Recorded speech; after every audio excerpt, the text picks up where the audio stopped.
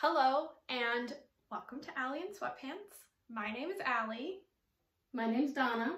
And I am wearing sweatpants. Very festive Halloween sweatpants. This is not going to be a typical podcast episode because I decided that I wanted to film my thoughts on gift knitting before doing another podcast. So it's going to be kind of like a sit and chat with us type of video. I like it. I am wearing knitwear, very special knitwear that Mom can tell you more about. Maybe? No, I can't. Okay, these are the socks that she knit for me. Hi, Betty. They had a nice name. Yes, it's Universal Yarns Bamboo Pop Sock in the Cherry Pie colorway. I think you did 56 stitches. I think so. 2.5 hello, hello, 2.5 millimeter needles. Thank you, baby. And they're the first pair of socks that anyone has ever made for me. So they're very special and very apt for this episode. But doesn't it seem like that, you know, the gifter doesn't sometimes get the gifts of things? But that's why they're so special. They were gifted to me for this gift knitting episode. I like it. So we have notes of what we wanted to cover. We have crafts. Mom is crocheting on a donation blanket, and I'm working on a gift knit. It's going to be an Oslo hat. Oh, it has hair all over it. It's going to be an Oslo hat by Petite Knit. I'm doing 2 strands of Universal Yarn Bamboo Pop Sock in the black colorway. It's not called black on the website. I can't remember what it's called, but it's the black. So yes, we're going to be working and talking. And Simon's going to be pacing. So I have a lot of thoughts on gift knitting in general. I love to gift knit. I think I like to gift knit more than I like to personal knit. I feel like my motivation lasts longer when it's a gift knit. When it's for somebody else, and I think it's something that they're really going to be able to use or really going to like, as opposed to motivation like for myself. I wish we could have recorded Kathy's reaction when you gifted her pair of socks. I know. Because it was just perfect. I know. That's I've shown those socks, I think on my last episode. They were the socks that I made for the lady who would come spend the evenings with my grandma. Oh, he's getting in the bed. Look, he's getting oh, sweet boy. And I talked about how she had just the absolute perfect reaction that makes gift knitting. I think I also said this in the last episode where it's like you don't want to try to predict somebody's reaction because that could lead to big disappointment. Dad. But when you do get that perfect reaction, it just makes it, your heart just swells. Yeah, and that's what like kind of keeps me wanting to do it. But that also is a great indicator of like who's knit worthy and who maybe isn't so knit worthy. I feel like you can really tell by their reaction when you give them the gift. Yeah, you know, I was just thinking about a cross stitch project and having to explain to the person I was going to give it to that, no, I didn't buy this. I made this. And if you have to explain it. Well, I've kind of negated that issue by whenever I gift, instead of just saying like, this is for you, or here you go, I say, I made this for you. So it's like, I don't even give them the opportunity to be confused about whether it's bought or I made it, because it's like, no, I made it. Yeah. Good okay. idea. So let's start with the topics. So the first one I have written down is, I don't like to gift for the sake of gifting. Like around the holidays and birthdays, I love to give gifts, but I only love it if I know they're gonna love it or it's gonna be perfect for them. So that translates over to my gift knitting as well, where I really try to make sure that it's gonna suit the person, the recipient, as much as possible. And I really try to put a lot of thought into the yarn choice and the yarn color and the pattern and the size and, you know, all of that, because I don't want to just add clutter to somebody's life. I don't want to just add stuff to somebody's life that they feel obligated to keep because I made it for them. So it's like the more you can really keep the person in mind when you're making it, I feel the better. Yeah. How do you, I mean, socks are kind of easy because not very many sizes really. Mm-hmm. But, you know, like for a garment, how do you, I mean, you can't really surprise somebody unless you've already got their measurements. Well, I think that kind of translates into, well, you know, like for Chris, for my boyfriend Chris, his body and length measurements, especially his torso and his arms, are only a little bit longer than mine. So I can use myself. And like when I knit my uncle the sweater, him and dad are a pretty similar size, so I could use dad. And then when I knit my cousin, her sweater, you and her have a similar bust circumference, so I was able to use you. So what I do is I basically just try to find somebody in my life. And like when I knit Joey his sweater, I had Ian, my sister's boyfriend, try it on because they're similar heights and like wingspans, their arm length. Yeah, so I can see that. I just try to kind of find people in my life who are similar proportioned to the recipient, or if that's not possible, then I kind of just, like with yours that I spoiled, I kind of just spoil the surprise. And it wasn't spoiled. Well, yeah, but it's, you know, it's not like giving it to you when it's finished.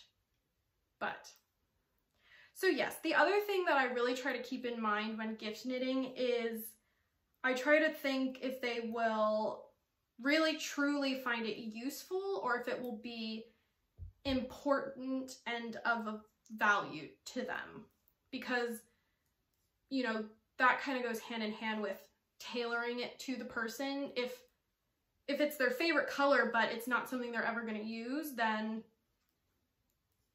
it goes back to adding stuff into their life. So I try to not only tailor the style and the project to the person, but also their lifestyle.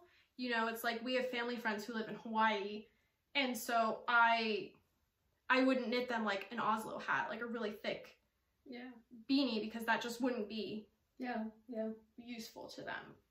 Good point. So next, which is maybe the most hardest, oops, that's bad English, the most difficult for me personally, is be honest about if they're knit worthy. And I had a conversation with my boyfriend's mom about this because she's a big time quilter. And I think the first Christmas I went over there, her and I had a conversation about figuring out if people are quilt worthy, which is just the same as figuring out if people are knit worthy, because you're putting your money and your time and your love and your energy into these things. So it's like, you really kind of have to figure that out beforehand. So I find it, like with dad, difficult sometimes to truly be honest with myself about. Well, but what if it's something that you want to make for them regardless? Right, that's one of the next topics. Oh, sorry. But so for this one, when I'm trying to break down if somebody is knit worthy or not, I try to think, will they love it? Will they appreciate it? Will they use it? And you know, if I would say if at least one of those is ticked, I'll do it for them. Yeah. It would be great if it was all three, but one will do. They might end up with a pot holder. But if they use it. Exactly. And so then the other thing is, if they're not knit worthy, but I still really want to do it for them or for myself for whatever reason, you know, that's okay. I just really put the emphasis more on enjoying the process than being excited for actually giving it to them. And I also try to either use stash yarn or really, really affordable yarn. Because you do so much donation work, I'm kind of lucky in that regard because you have a lot of... Well, and I'm really glad you found the respun yarn. Yeah, so we recently have been using the Lion brand respun yarn, which is a 100% post-consumer recycled polyester yarn. So, you know, you kind of have to take things with a grain of salt when a big company is like, it's sustainable, it's recycled, you know, we promise. But it does just feel a little bit better than buying brand new manufactured acrylic yarn or something like that. But, you know, when I do want stash yarn that is also really affordable, really easy to take care of, you know, not super precious, I'm lucky because I can kind of come in here and ask you what you have, what you don't mind me using, and that kind of stuff. So are they knit worthy? Will they use it, love it, appreciate it? If they're not knit worthy, but I really want to do it, that's okay. And just kind of do it in a way that's not heavy on the heart, I guess. You know, where it's like still follow all the guidelines of trying to tailor it to them as much as possible, but you know, not making it expensive or regrettable. Yeah. So next is the difference between doing it because you want to and are inspired to do it versus doing it because they ask for it. This can kind of come with a lot of baggage isn't the right word, strings attached isn't the right word, a lot of layers maybe, because a lot of people who ask for handmade items don't fully understand everything that goes into handmade items. And I know Martina from the We Grow Wild podcast has talked about this in her videos, where sometimes people will say like, oh, can I pay you for it? Can I buy it from you? And I think a lot of us at the beginning of our crafting journeys are okay with doing that and trying to set like a store level price for something that we've made for a friend or an acquaintance, which is fine. I mean, I would still do that, honestly. Like if a friend wanted... If Joey wanted to... Yeah, like if Joey asked me for a beanie and I said that I would do it as a gift or for free, and he really, really wanted to pay me and support my craft and buy the materials, and so I set like... I just set a price, like a very, you know, he's a college student. It was just a friend price because he really wanted to support me in that way. And so I think Chelsea from Sue and Chelsea talks about this too, about somebody wanting to buy a sweater and they're not going to pay $500 for a sweater. Right. Well, and Sue has talked about that the best way to kind of avoid this topic is if someone asks, you go, yes, I'll make you a sweater, it will be $450. And then people go, oh, like, yeah, so let's see. So yeah, that's basically, we've covered a lot of it, but you know, if they ask and I don't want to do it, that's okay. And this is something that I also struggle with. Not that very many people ask me to make them things, especially people that I don't want to knit for. But you know, I've had like my boyfriend's coworkers have found out that I knit, and they'll be like, oh, can she knit me and my boyfriend a sweater with sheep on it? And it's like, no, sorry, but no way. You know, so it's one of those things, but I kind of do struggle with the idea of guilt when it comes to this situation, because I haven't really been in this situation, but it's, you know, it's that whole thing of maybe someone you love asking you for this really complicated or involved project that you don't want to do, and kind of having to have the space for yourself and for your making and for your sanity to be able to say, sorry, no. Yeah. You know, it's just kind of a uncomfortable situation to be in. Because I feel like you're the same way. Like, you don't really have too many people asking you to make things that you wouldn't want to. No. Right? Yeah. Yeah.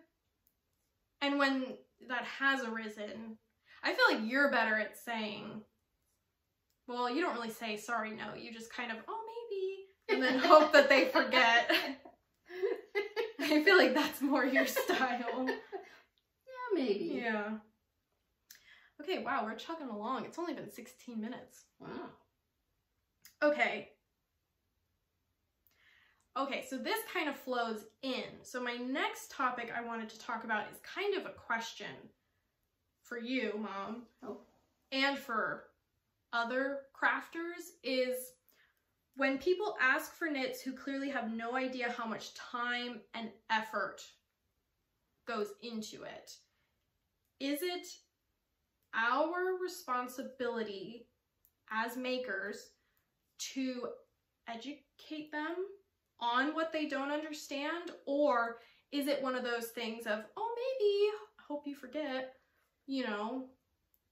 I think it depends on the person, because if you think the person is really going to take to heart what you're telling them, then yeah, I think it's like educating them on anything else. Yeah. I want a loaf of bread. Can I have it in 10 minutes? No, can't have it in 10 minutes. Right, it's not possible. Right. Well, it's like when I had to tell Katie, my sister asked for a cardigan probably a month ago for this Christmas, and I kind of, you know, I told her that if she would find it really useful and she would really wear it, then I would be happy to make it for her, but it probably wouldn't be ready until next Christmas because I can't get it done that quickly. And then she kind of was like, oh, okay, never mind. Yeah. Yeah, I mean, I think if it's someone you love and it's someone that respects you, I think you should educate them. But if it's just a casual person that just asks you for something like Chris's friends, I don't think that. But so, if it's someone that you really love asking, because like for me, I feel like if you or Dad or Chris asked for anything, I would try to make it.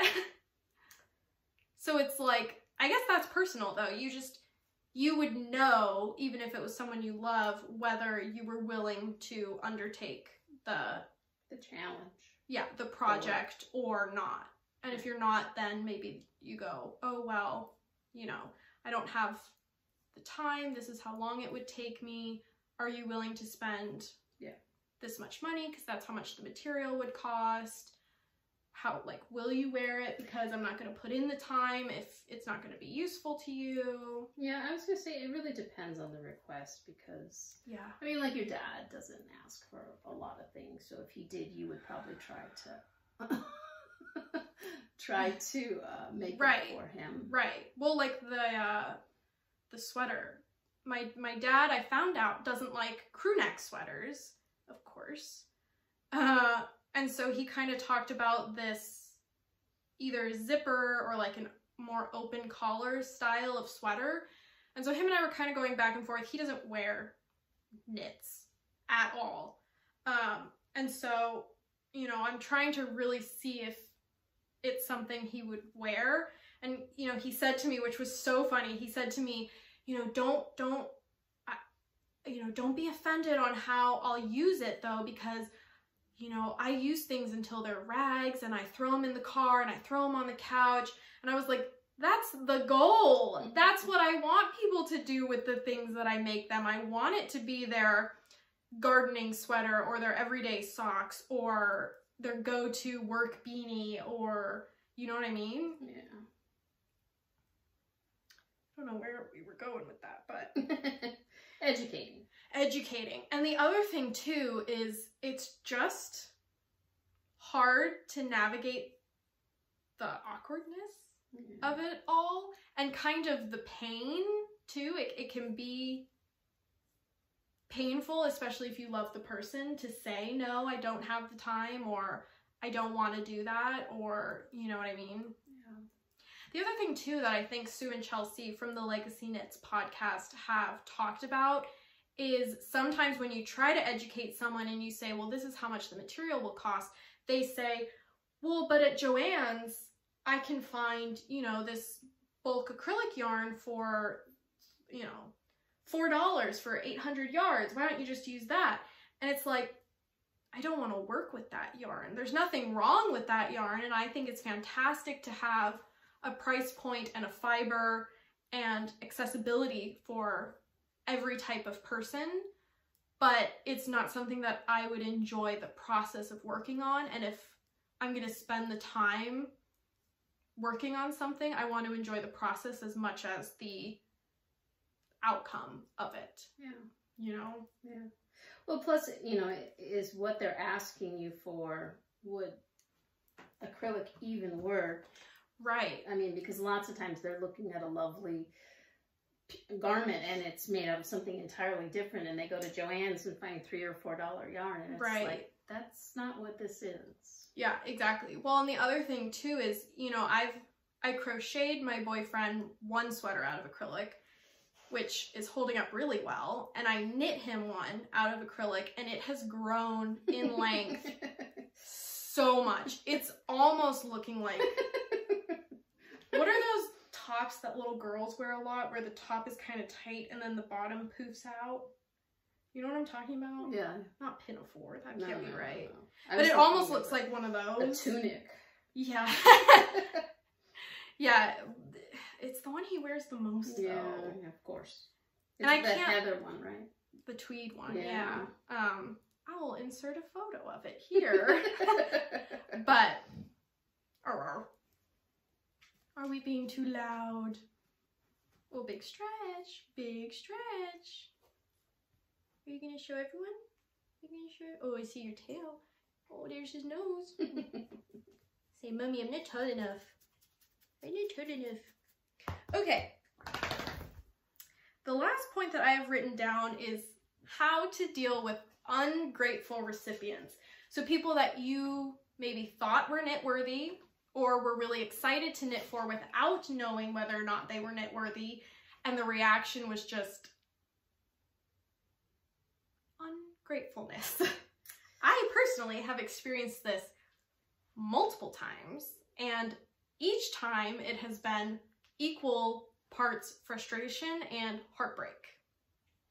And those are kind of what I have here. You know, it can be so awkward and so painful. It is an opportunity for learning, both on my end and maybe on the recipient's end if they're open to being educated. I try my hardest to gift knit with zero expectations of the person's reaction, like I've said before, and just knit with love, especially if I don't know how they're going to react to something. Because again, that kind of saves me from more disappointment if I'm just doing it for my love for the person and the process. And then realizing that their reactions are separate from my intentions. Because my intention is to make them something full of my love that, again, will be useful or well loved by them. So it's like, how, as a caring, loving, creative person who has made something for someone that we love and has been met with... Well, is it different than when you make dinner and it's a new recipe and you've worked all afternoon and they don't like it? Yes and no. Mm-hmm. You know, the concept, I would say, is the same. Even if it's not a new recipe and you just spend the time making dinner, and even if they enjoy it, you know, if I don't get that, oh, this is delicious, thank you, then I'm not satisfied. And then I just sit there like, how is it? How's the dinner? Is it good? Do you like it? Do you really like it? And so, you know, concept is similar, but for me personally, it's different. With cooking, I'm much more willing to poke and prod until they say, no, I don't like it, or, oh yeah, it's delicious, thank you. Or, and then if they don't say it quick enough, and then finally they say it after I poke and prod, I'll go, well, why didn't you say that? Don't you know how long I worked on this? You know, so it's like, should we be like that with our crafting? Is that too aggressive? Because again, going back to, I want to do it for the love and the care of doing it. So it's like, why do I need this recognition and that's a tough one. And gratitude and, you know what I mean? Yeah. Because I've definitely had some ungrateful situations. One, absolutely ungrateful. One, I think uneducated. I think it was just truly a case of having no idea how much time and brain power and energy it took me to make the things that I did. Yeah. And so that one is less painful than just the straight up, don't care, don't like it, doesn't fit. Yeah. Don't do it again.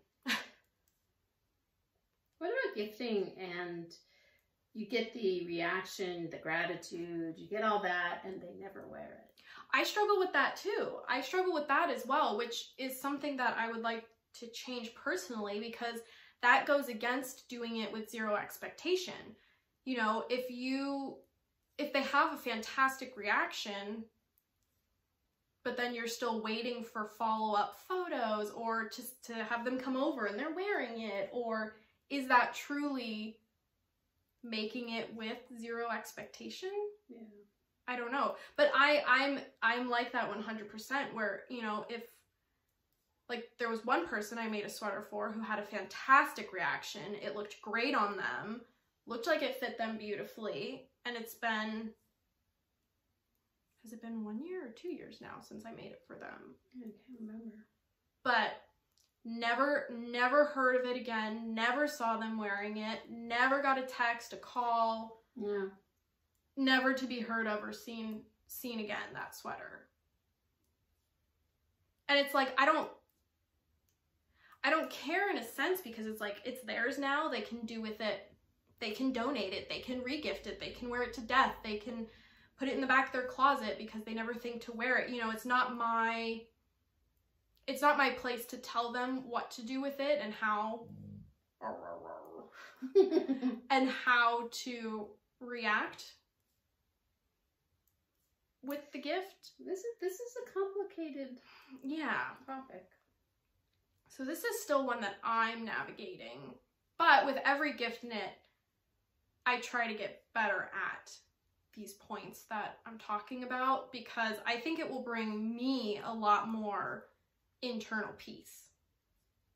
You know? I was gonna say joy. That too. Yeah. Cause like with some of the gifts that I'm making this year for the holidays, because I love to gift knit, like I've said, and I love to give people gifts that are knitted for Christmas. And this is something that I talked to you about, where I feel, which is crazy, but I feel like giving someone one pair of handmade socks for Christmas isn't a big enough gift, which is crazy. Yeah. I understand though. It's just like, why do I think that way? I even would think that way gifting someone a shawl, especially if it was a close family member. If it was kind of more of an outside of my circle type of person, I would feel like a shawl was a huge gift. But I think it's like making someone a sweater. I mean, there's a lot of work that goes into your shawls. There is a lot of work that goes into, I don't know. It's just one of those things where I don't even think I would feel like if I gifted Chris, my boyfriend, a sweater for Christmas, I wouldn't feel like that was enough. I would want to do like 2 more small, useful gifts. Yeah. Either a tool for work or whatever it might be. Last year I made for Christmas a lot of coasters and hot pads and things like that, and it didn't seem like enough. Yeah, where it's like it's more than enough. Yeah. And imagine buying, you know, a set of crocheted coasters from a fast fashion brand like Urban Outfitters or Anthropologie. You'd be spending like $50 on 4 crocheted coasters, which $50 for a Christmas gift is generous, I would say. Maybe not a main gift, but that $50 would be more than enough for the 2 or 3 additional gifts to the main gift. So it's like, why? But they're better because they're handmade, you know? Yeah. So it's like... So that's something I think we have to get over. Yeah, and I hate assigning a price to gifts where it's like, oh, I've only spent $20 on this gift, or oh, the yarn only cost me like $5 to make their gift. Like that's not good enough. They deserve more. When it's like, okay, it cost me $5, but I knit them this gorgeous balaclava or beanie or pair of socks that I know they're gonna love, or you know, why do I have this thought of, oh, 1 pair of socks isn't enough, what else can I make them, what else can I buy them? When it's like, it's more than enough. You know, with gift knitting, I think we have to realize, especially as makers, we don't owe anybody anything, and that's why I don't ever say selfish knitting or selfish crocheting when referring to something I'm making for myself. I always say personal knitting. Oh, yeah. Because I don't think that there's anything selfish about making things for yourself as opposed to working on something for somebody else.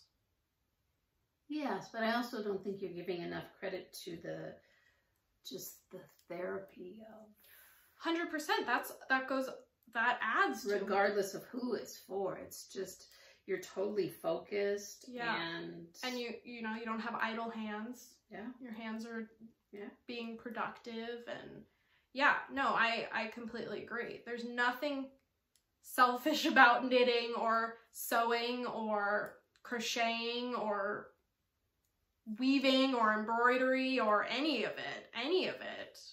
Did you say quilting? Quilting, woodworking, cooking.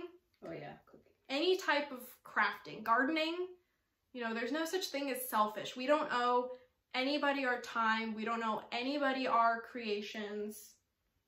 And so that's another thing I think that would help me more with the whole, oh, 1 pair of socks isn't enough. It's like, 1 pair of socks is fantastic. I don't owe them any socks. And I did this with a lot of love, a lot of care.